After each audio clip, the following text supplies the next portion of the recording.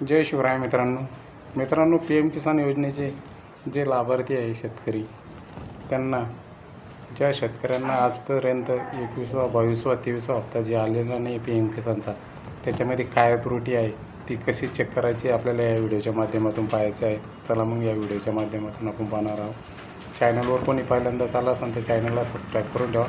असेच नवीन व्हिडिओ आपल्यासाठी घेऊन येत आहे. चला मग व्हिडिओ सुरू करूया.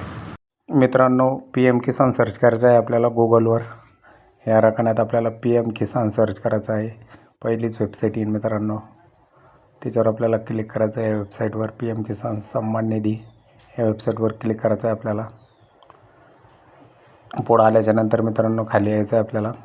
एक ऑन युअर स्टेटस या बटनावर एकदा डिस्ट्रिक्ट मोडवर करून घ्यायचं आहे आपल्याला आणि ऑन युअर स्टेटस या बटनावर क्लिक करायचं आहे मित्रांनो. आपल्याला ज्यांना पी एम किसानचा रजिस्ट्रेशन नंबर माहीत नाही आहे त्यांना इथं जाऊन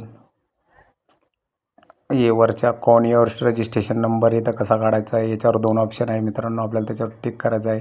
मोबाईल नंबरांना सुद्धा काढू शकता आणि आधार नंबरांना तुम्ही स्वतः काढू शकता.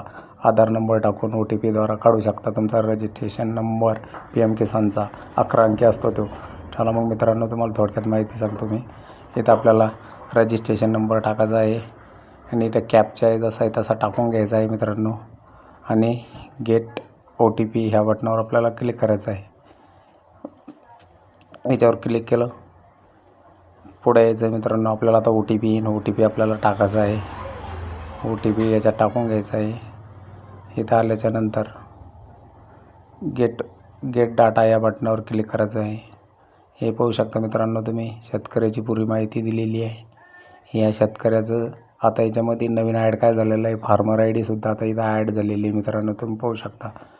हे होती शेतकऱ्याची माहिती. या रजिस्ट्रेशन या शेतकऱ्यांना कधी केलेलं आहे, 22/2/2024ला केलेलं आहे मित्रांनो. या शेतकऱ्याचं समजा डाटा येस आहे, लँड शेडिंग येस आहे, eKYC येस आहे, आधार बँक शेडिंग येस आहे. या शेतकऱ्याला काहीच अडचण नाही मित्रांनो. यांना 7 हप्ते आतापर्यंत जमा झालेले आहे तुम्ही पाहू शकता. आणि खाली FDO प्रोसेस बिन येस आहे मित्रांनो. आशा करतो मित्रांनो हा व्हिडिओ आपल्याला पसंत येईल. कोणी नवीन असेल चॅनलवर तर आपल्या चॅनलला सबस्क्राईब करून ठेवा.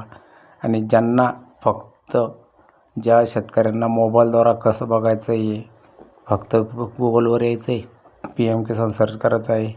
सोपी पद्धत आहे मित्रांनो एकदम. तुम्हाला मी सांगितली आहे, तुम्ही फक्त 2 मिनटात चेक करू शकता. अशी होती मित्रांनो ही पी एम किसानची माहिती. आणि याच्यामध्ये काय काय नवीन ॲड करण्यात आलं आहे मित्रांनो तुम्ही पाहू शकता. कारण की ज्या शेतकऱ्यांना 20वा 21वा हप्ता येईल नाही त्या शेतकऱ्यासाठी काहीतरी याच्यातलं नो असायला पाहिजे. त्या शेतकऱ्याचे पैसे आतापर्यंत जमा झालेले नाही आहे. आणि ज्या शेतकऱ्याचे पैसे जमा झालेले आहे त्या शेतकऱ्याचं समजा चालू आहे मित्रांनो यस आहे. तुम्ही पाहू शकता. लँड शेडिंग येस आहे, KYC येस आहे, बँक शेडिंग येस आहे. तुम्ही पाहू शकता. आशा करतो मित्रांनो हा व्हिडिओ पसंत येईल. आपल्या मित्रापर्यंत शेअर करा, चॅनलला सबस्क्राईब करा. धन्यवाद तुमचा.